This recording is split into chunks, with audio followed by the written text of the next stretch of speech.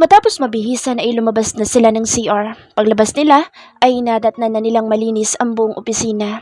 Isinusuot ni Jake ang coat nito na nilungon sila. "Thank you for taking care of Hill for a while." "No problem." Humarap ito sa kanila nang maisuot ang coat. "He's a good boy." He winked at Hill. Ngunit hindi lang ata si Hill ang naapektuhan ng simpleng kindat na iyon. Maski ang puso niya ay hindi niya maikalma. Napansin ni Audrey na may natira pang sulat sa mukha nito. "You left something." Turo niya sa kaliwang pisngi nito kung saan may natira pang tinta. Kinapa nito ang noo. Let me." Kumuha si Audrey ng wipe sa office table at lumapit dito. Tumingala siya dito at hinawakan ang kanan nitong pisngi bilang suporta sa kamarahang pinunasan ang kaliwang pisngi nito. Titig na titig si Jake sa maamong mukha ng babae na nakatingala sa kanya. Iniyuko niya ng bahagya ang mukha upang maayos nitong mapunasan ang pisngi niya. Ramdam na ramdam niya ang malambot nitong palad sa kanyang pisngi at ang marahang paghaplos ng mga daliri nito sa kanya. Masuyo niyang sinuri ang maamo nitong mukha. Ang bilugan at kulay kape nitong pares ng mga mata ay animo kumikinang sa tuwing tinatamaan ng liwanag. Her long lashes are fluttering as every time she blinks. Perpekto ang hugis ng kilay nito na bumabagay sa anyo ng mga magaganda nitong pares ng mata. Gayon din ang katamtaman taas at tangos ng ilong nito. Marami mang nagbago dito, there's still the beauty in her. Not just an outside but also her golden heart. Napalunok si Jake nang bumaba ang tingin sa mapula-pula nitong labi.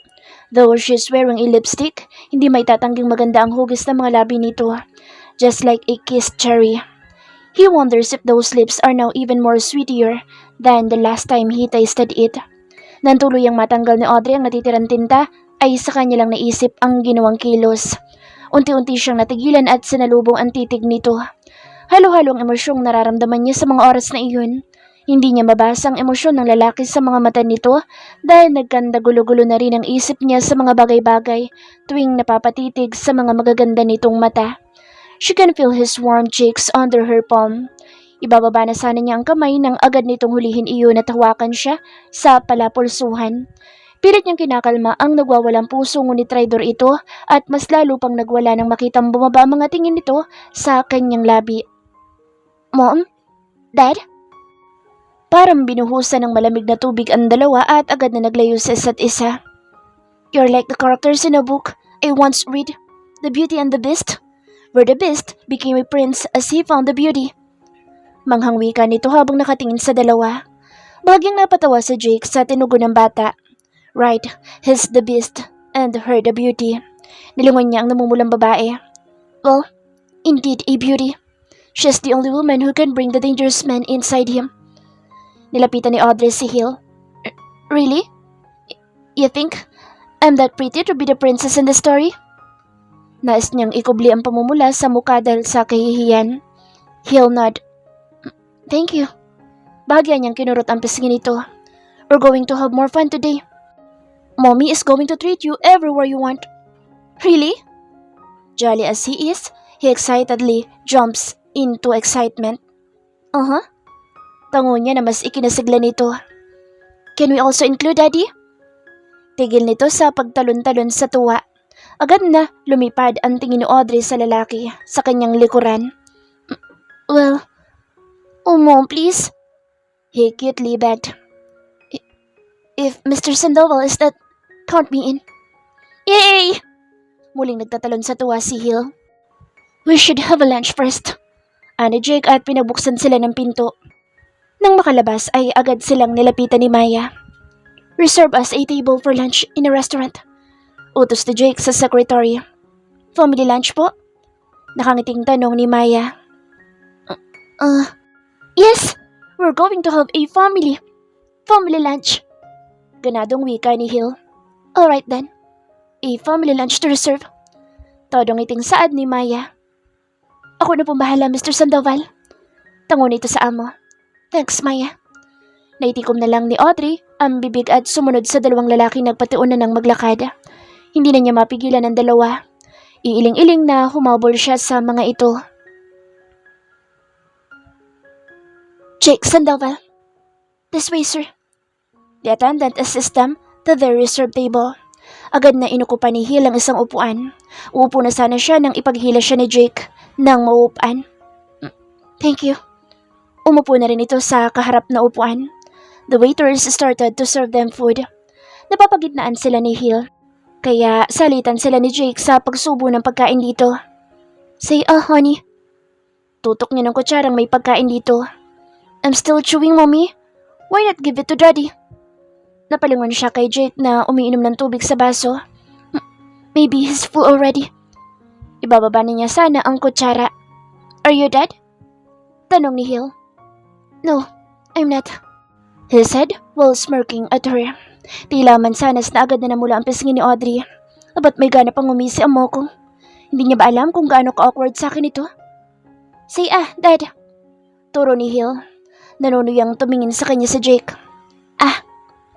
Walang nagawa sa Audrey kundi ang isubo dito ang kutsara. Pinagkakaisahan ata siya ng dalawa. Kung pwede lang isupalpal sa bibig nito ang kutsara, ginawa niya na. Ani Jake nang maisubo ang pagkain. It's so unfair. Ani to nang malunok ang kinakain. Nagtatakang tinignan nito ni Audrey. Why is your food is more tastier than mine? Maybe your spoon has some magic. He then again winked, but this time in her. Kinikilig man ay hindi nagpahalata si Audrey. Mas love kasi ako ng chef. Anya at sumubo. Mas love kita kasi dun. Pabulong na wika ni Jake at halos kagatin ang kutsara sa pagsubo. May sinabi ka? Tanong ni Audrey habang may nginunguya. Mommy, don't talk when your mouth is full. Sita ni Hill. Oops, sorry. Paumanhin ni Audrey nang malunok ang kinakain. Hindi nakaligtas sa paningin niya ang pagdila ni Jake sa ibabang labi nito. Agad siya nag-iwas ng tingin at uminom ng tubig sa baso upang ikubli ang pamumula. Where are we going now? Tanong ni Hill habang nasa biyahe sila. In far, far away. Tugon ni Jake at sinilip ang bata sa rear mirror sa loob ng sasakyan. I'm so excited. Wow! Anas ni Hill at napaturo sa kanilang unahan. Isang kilalang theme park sa Ribeirão Preto ang kanilang pinuntahan. May iba't ibang rides at palaro ang pwedeng salihan. Medyo may karamihan ng tao roon ngunit hindi naman ganoon ka-crowded. After parking the car, agad silang bumaba at pumasok sa nasabing parke. Excited like a kid, hindi magkamayaw sa pagtingin sa paligid si Hill kung anong rides ang unang sasakyan. Mom, I want to ride that one. Turo nito sa octopus ride. Sunundan ni Audrey ang itinuro ng bata. You sure? Excited itong tumango nang hindi inaalis ang paningin sa ride. Okay, then let's go and buy some tickets. Agad siyang hinila nito. Oh wait. Nilingon ni Audrey sa Jake na tila nalula sa nakita. Takot ka bang sumakay dyan? Jake cleared his throat. Of course not. Let's go, Daddy. Gradong aya ni Hill. Tila nag-aalalang sumunod sa Jake sa mag-ina. Suka na suka si Jake sa gilid ng isang halaman. Kala ko ba hindi ka takot? Ani Audrey na hinahagod ang likod ng lalaki. Sumuka ulit siya. Is Daddy okay? Tanong ni Hill at inlahad kay Audrey ang isang bote ng mineral water. He is. Anya at muling hinagod ang malapad na likod ng lalaki. I'm fine now. Ani to at pinunasan ang labi gamit ang tissue. Agad na inilahad ni Audrey ang bottled water dito. Okay, we're not going to ride that again. No, it's fine. Let's continue the ride. Halos wala pang 5 minuto nang agad din silang bumaba ng ride nang mapansin ang hindi magandang pakiramdam ng lalaki. Baka sa susunod bituka mo naman ang maisuka mo. Nakakunot ang noon ni Audrey na umalis sa nilalaro niyang machine. Nakabusangot na naupo siya sa tabi ni Hill sa isang bench. Kumakain ang mga ito ng waffle. What's with the long face? Tanong ni Jake at inilahad sa kanya ang isang waffle. Nothing. Ani Audrey at halos pati ang wrapper ng waffle ay kagatin. Inaway ka ba ng machine at daig mo pa ang batang inagawan ng candy? Huwag mo ko simulan. Malditang tura ni Audrey at inagaw mula kay Hill ang hawak nitong shake. Okay. Wait me here. Ani Jake at inilapag sa upuan ng mga hawak. Bala walang muling kumagat sa Audrey sa waffle. Napatangan na lamang si Hill kay Audrey nang isauli nito ang wala ng lamang shake. Wow! You won that big prize? Hindi makapaniwalang tura ni Hill nang muling dumating si Jake na may bitbit na malaking pink stuffed toy ni Melody. Melody, a character from Hello Kitty. Napalingon si Audrey sa lalaki, bitbit ang malaking stuffed toy. Nanlalaki ang mga mata niyang nilingon ang pinanggalingan nitong machine. Yun ang kanina niya pang nais makuha. Ngunit naubos na lahat ng tokens niya, ay kahit maliit na stuffed toy ay wala siyang nakuha. Hangalang gumawa ng machine. Here, para naman maayos ang lukot mo mukha. Abot nito sa kanya. Daig pa ng eyeballs niya na umikot ng 360 degrees na tinanggap ang malaking stuffed toy. Hindi niya mapigilang mangiti na niyakap ang malaking Melody. Hampok. Hagikik niya at ibinaon ang namumulang mukha sa stuffed toy. Wear this. Sinuot ni Audrey kay Jake ang headboard na ang design ay tenga ng pusa. Sinuot naman niya ang headband na may design na tenga ni Minnie. Ang kay heel ay tenga ng aso. How much this all? Tanong ni Jake sa tindera. Are you a family? Nguso nito kay Audrey at Hill na abala sa pamimili ng pang-souvenir. Yes. Buong pagmamalaki niyang tugon. We currently have a big discount for families here. May inilahad itong flyer. Nakalagay doon na pwede silang magpakuha ng libre sa isang photo booth. Thank you. Here. Lahad niya sa bayad. Tumatawa silang tatlo na lumabas ng photo booth. Kinuha ni Jake ang picture nila sa operator. Obrigado. Thank you. Isinalid niya sa bulsa ang picture at lumapit sa mag-ina. Let's go. Pinagbuksan ni Jake sa Audrey ng pinto ng makababa ng sakyan. Thank you. Ani Audrey at kinuha ang nakatulog na si Hill sa backseat. Bitbit ni Jake ang mga nabili at napanalunan nila. Audrey pressed the button of the elevator. Nang magbukas ay sumakay na sila roon. Habang hinihintay ang palapag ibinasag ni Audrey ang katahimikan. Jake. Nilingon ni Jake si Audrey na bitbit sa bisig ang anak. I just want to say thank you. Ngiti niya dito. Pinasaya mo si Hill kahit sa konting oras lang. Thank you so much. It's nothing. Did I make you happy also? Natigilan si Audrey at napatiting na lamang dito. Hindi niya alam kung ang tinutukoy ba nito ay ang nakaraan o ang ngayon. Ilang sandaling katahimikan ang namayani. Jake guess he didn't make it kahit pa noon. Napayuko na lamang siya. Hindi na siya umasa pa kung tutugon ito. Marahil ay... Yes. Napalingon siya sa babae na buong sayang nakangiti sa kanya. Tila nais maghumiyaw sa tuwa ang kanyang puso at magtatalon sa sandaling iyon. Nangingiting napayuko siya. Hindi na niya marahil napansin ang pamumula ng buka. Simpleng sagot lamang iyon ngunit heto siya at halos tumalo ng puso sa galak. You now have the chance, Jake. Don't lose it. Again. Sigaw ng kanyang isipan. Nang magbukas ang bagon ay agad silang sinalubong ng tatlo. Audrey! Si Rhea na agad kinuha si Hill mula sa kanya. Director Gavin is looking for you. Ako nang bahala kay Hill. Here. Iniabot ni Jake ang mga bitbit kay Jackson. Mr. Sandoval, Andrea is... Jake! Babe! Miss Fantas, the crew's just waiting for you. Bago magpatangay sa isang assistant si Audrey, ay nilingon niya pa ang dalawa. Andrea immediately wrapped her arms around Jake as she gave him a kiss. Hindi na niya hinintay pa kung saan lalapat ang halik na iyon dahil agad din siyang nag-iwas ng tingin at sumunod na sa assistant. Andrea, pagkilala niya sa babae. What are you doing here? Mabilis pa sa kidlat na umiwas si Jake sa babae nang tangkain itong halikan siya. Nakita niya ang papaalis na figura ni Audrey kasamang assistant.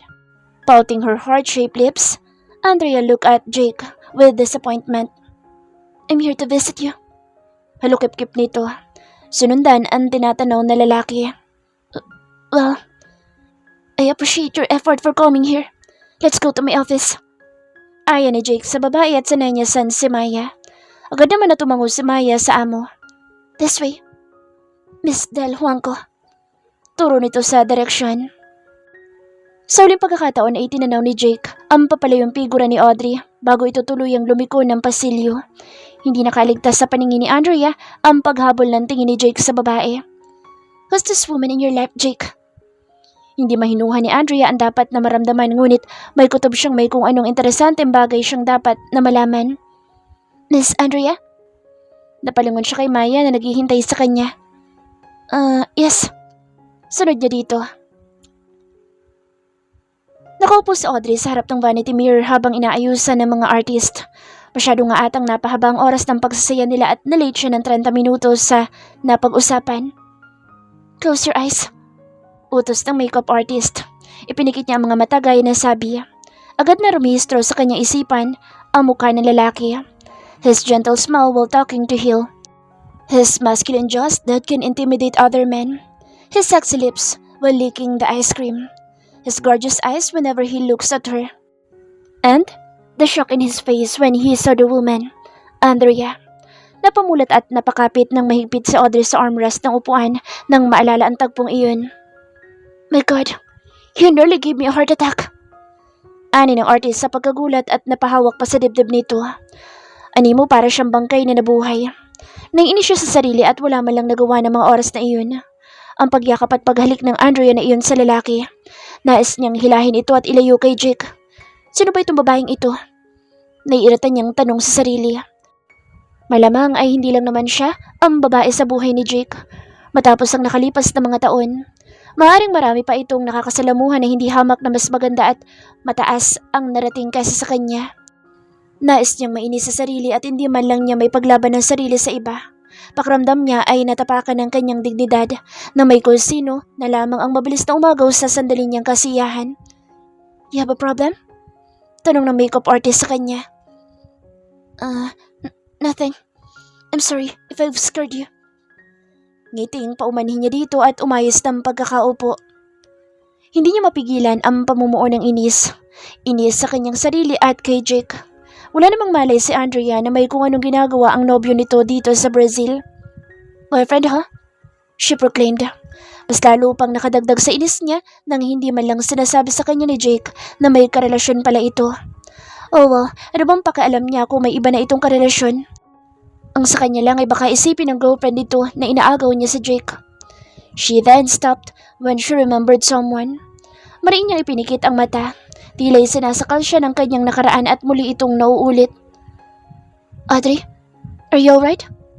Boses ng makeup artist. You're trembling. Doon na lamang siya nagbulat at namalayang nanginginig nga siya. Tila nais manubig ng kanyang mga mata na tumingin sa kanyang mga nanginginig na mga kamay. Then, everything changed. Kumusta? Okay na ba? Okay na ba pakiramdam mo? Tanong na Rhea nang malapitan sa Audrey sa kama ng klinik. I'm okay now, Rhea. Thanks for your concern. Ani Audrey at naupo. Agad naman siyang inalalayan ni Winston upang makasandal sa kama. Pumunta ako agad nang malaman ko. Sa mga artist ko muna pinabantayan si Hill para mapuntahan ka. Kumuha ng isang upuan si Rhea at inilapit sa kama. Ano ba nangyari? Ang sabi nila nagkaroon ka daw ng panic attack? May nangyari ba? Nag-aalalang tanong ni Rhea kay Audrey. She played her fingers on her lap. Audrey, kung may problema nandito lang ako palagi. I always told you that I'm always here to listen up to all your problems. Gagap na Rhea sa kamay ng babae. Audrey, overwhelmed look at her. Thank you so much, Rhea. Napakarami ko ng utang sa inyo. Balik tingin niya kay Winston na nakaupo sa sofa. Don't mind it. Ginagawa namin ito dahil kaibigan ka namin. Wala kaming hinihinging kapalit, Audrey. Kusa namin ibinibigay ang tulong nang walang hinihinging kung ano. She warmly smiled at her. Maraming salamat talaga. Hinigpitan ni Audrey ang pagkakahawak sa kamay ni Rhea. Wala yun, ano ka ba? Anyway, saan kayo galing ni Mr. Sandoval at magkasama kayong tatlo? Tukoy nito kay Hill. We just had our lunch. Nagaya na rin si Mr. Sandoval kaya hindi na ako nakatanggi. Iwas nito ng tingin. Wala na ba kayong ibang pinuntahan bukod sa resto na kinainan nyo? Panguusisa nito. Mula sa tabi, napakunot naman ang noo ni Winston sa naulinigan. About that? Audrey. Natampal na lamang Rhea ang noo. Papaano ko may nakakilala sa inyo? Sorry to say this, but... Napabuga ng hangin sa Rhea nang wala sa oras. Ayaw niyang sermonan ng alaga dahil sa hindi maayos nitong pakiramdam. Alam nating lahat na si Mr. Sandoval ay kilalang tao at napaka-maimpluwensya. And you, as the mega model. Napatayo si Rhea sa kinaupan.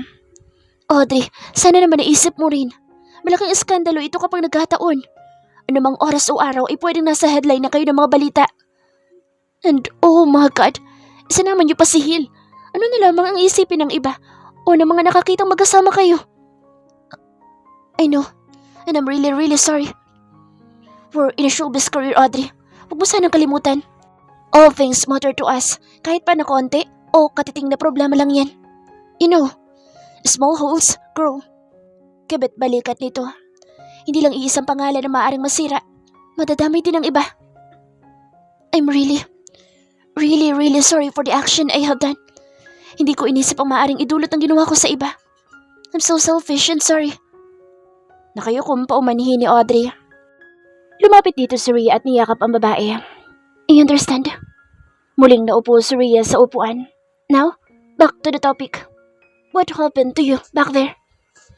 Muling natahimik si Audrey. I guess this is the right time to face your fears, Audrey. To face your own ghost. Ani Winston na nakasandal na sa gilid ng bintana habang nakapumulos at nakatingin sa kanila.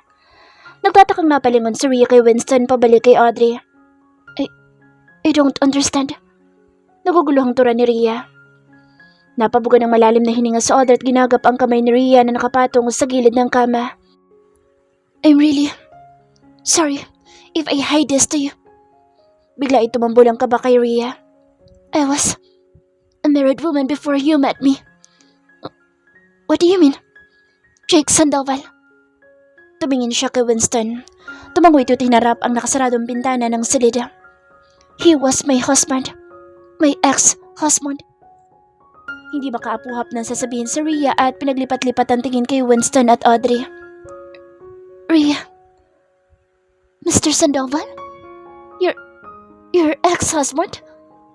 Tila unti-unting umuukil-kil kay Rhea ang naulinigan. Marahang tumango si Audrey. He's the father of my child. Ano ka mo? Nalalaka ang mata ni Rhea na minataan si Audrey. You heard it right, Rhea. Anna Winston ay kinalingon ng dalawang babae. Before you met Audrey, she was a married woman. Nang pumunta siya dito sa Brazil, she and Jake divorced. No, annulled. Dahil wala naman divorce sa Pilipinas, right? Winston is right. But that was in past now. You mean lahat ng sinabi mo sa akin noon, it's all lie? Rhea, I'm really, really sorry. Some of it are truth. Please believe me. I know MMG won't accept me if they will know that I was a married woman and has a child. I only did it to run all my past. But now, it's haunting me. I don't know what to do. Hindi ko na alam ang gagawin ko. Kung unti-unti nang bumabalik at nauulit ang lahat. Napapatayong napalayo si Rhea at hindi makapaniwalang tiningnan sa Audrey. Audrey, you've been hiding this to me for so long. Alam mong malaking iskandalo ito sa media kapag nagkataon. You and Mr. Sandoval? Oh my God. Muling nasapo ng babae ang noo. Hindi lang MMG ang madadamay kapag may nakaalam nito. It will also affect all models, investors, and shareholders under of MMG. Alam ko magiging malaking problema ito. Pwedeng maipasara ang MMG dahil sa akin. Naluluhang wika ni Audrey at sinubsob ang mukha sa mga palad. Agad na lumapit si Winston sa babae at inalo. How come a married woman and has a child become a model? Worstly, a mega model. Mas marami pa deserving na model kasi sa akin ang pwedeng maging mega model but look at me. Napakalaking kahihiyan para sa lahat. Humihikbing tura ni Audrey. Don't say that, Audrey. Yakap na Winston sa babae. You're the strongest woman I've ever met. You face all those challenges all by yourself and still fighting to it. Sino pa nakakaalam tungkol dito? Nakatalikod na wika ni Rhea sa kanila. Grandma, Winston, you, and Jake's secretary. Marahas na napabuga si Rhea at nakapamewang na tumingala sa hangin. All this time ay nagmumukha siyang tanga. Nais niyang magalit ngunit naiintindihan niya ito. She did it for a purpose anyway. Umarap siya sa dalawa at determinado itong tinignan. Okay, start from now on. No one will open this topic anymore. Kahit anong mangyari, walang magsasalita tungkol dito. Tumango ang dalawa. Good. Now, all we have to do is... Sabay silang tatlong napatingin sa pintuan nang may marinig na kalabog mula roon. Agad na nagkatinginan ang tatlo. Mabilis na tinungo ni Winston ang pinto at binuksan iyon. No one was there. Only the water dispenser beside a row of chairs. Muling isinara ni Winston ang pinto. Nakahinga ng maluwag ang dalawang babae. Si Rhea ay naupo sa isang sopa samantalang napasandal naman sa kama si Audrey. Now, all we have to do is to keep quiet, everything. Clear? Sabay naman tumango ang dalawang modelo. Isinandal ni Audrey ang ulo sa headrest ng kama. Kailangan niya na sigurong iwasan ng lalaki dahil malaking skandalo lang ang maidudulot nila sa isa't isa. Sa lalong madaling panahon ay kailangan niya itong makausap at klaruhin dito ang lahat. Hindi nga ata pinapabura ng tadhana ang hiling niya na muli silang mabuo. Everything is a mess. Kailangang may magsasakripisyo sa bawat desisyon. Jake adjusted his necktie as he sits in his swivel chair. Andrea sat on the sofa and crossed her long legs together. I'm here to inform you that the CDZ needs you right now. Dad contacted me to tell you that CDZ investors are slowly retreating for the unlikely reason. Shareholders and other board members are worried about this occurrence. Tumayo ito at lumapit sa isang bookshelf. There is this spreading stories or gossip about CDZ operations, but they cannot determine whom or who has spread that information. Si Maya ay tahimik lamang nakikinig sa sinasabi ng babae. Bakit wala man lang nakaabot na balita sa akin tungkol dito? Nakakahiya at si Mrs. Andrea pa nagsabi na mayroon na palang problema sa opisina at ang walang hiyang Victor hindi man lang ako tinawagan. Naghihimutok na kastigo niya sa sarili. She feels so dumb useless. Where's Victor? Why did he not even call me? Kunot noon tanong ni Jake. Hawak ang isang libro sa kamay ay nilingon ni Andrea sa Jake sa office table nito. Obviously, he's busy with his other business. She grimaced at muling hinarap ang bookshelf. Napabuga na lamang ng hangin si Jake. Ngayon ay kailangan niyang bumalik sa Texas upang ayusin ang gusot. Ang alam ko lang, iisa sa mga business associates mo ang may pakana nito. Hindi ko sila kilala. Naihilamos na Jake ang mga palad sa muka. Maraming beses na nangyari ang ganito sa CDZ ngunit kahit ano pa mang gawing balak ng kung sino man, ang gusto sumira sa pangalan nila ay sinisigurado niyang hindi nito mapapabagsak ang matayog nilang bandera. Ilang beses na siyang pasikretong nagpaimbestiga ngunit sadyang matinik ang taong nasa likod ng lahat. May agam-agam siyang iisang tao lamang ang may pakana noong sa nakalipas na 4 na taon at ngayon. Oh Jake, lapit na Andrea sa lalaki. I know you can do this. You always find ways in everything. Yakap nito sa lalaki. No doubt. At balang araw, sa iyo'y pamamana ni Tito Ralph ang lahat ng meron siya. Andrea is one of the shareholders' daughter. Buendia del Huanco, the father. Malapit niyang kaibigan ng dalaga. She's been his body since his loss of Audrey. 4 na taon ang nakalilipas. Nahiwalay na lamang siya sa samahan ng iba pa nilang kaibigan nang simulan niya ng pag-aralan ang pamamahala sa CDZ Corporation. Thank you so much, Andrea. Hawak niya sa kamay nito na nasa kanyang pisngi. She sweetly smiled at him. Now, you need to go back to Texas. She turned to Maya. Look at it now, Maya. Kailangan niyo na makabalik sa Texas bago pa lumaki ang gusot. Agad namang sumunod ang secretary at lumabas ng opisina. How about you? Hindi ka ba sasamang pabalik? Tanong ni Jake at kinuhang hinubad na coat sa standee. Nope. I told you. I'm on a vacation. She winked at him. Ew. May kinikita ka na naman ba lalaki dito at kung bakit ayaw mo pa sumama pabalik sa Texas? Oh, don't be a jealous man, Jake. Parehas na parehas kayo ni Dad. Paikot dito sa mata at humalukip-kip. So I'm right. May tinakasan ka na namang... God! She exclaimed distressingly. You're always treating me like I'm still 16 years old. For goodness sake, I'm 26 already. Okay. Natatawang saan ni Jake. But I want you to stop this manner of you. Stop kissing someone when you're meeting them. It's not a behavior of a 26 years old woman. Anya sa seryosong tinig.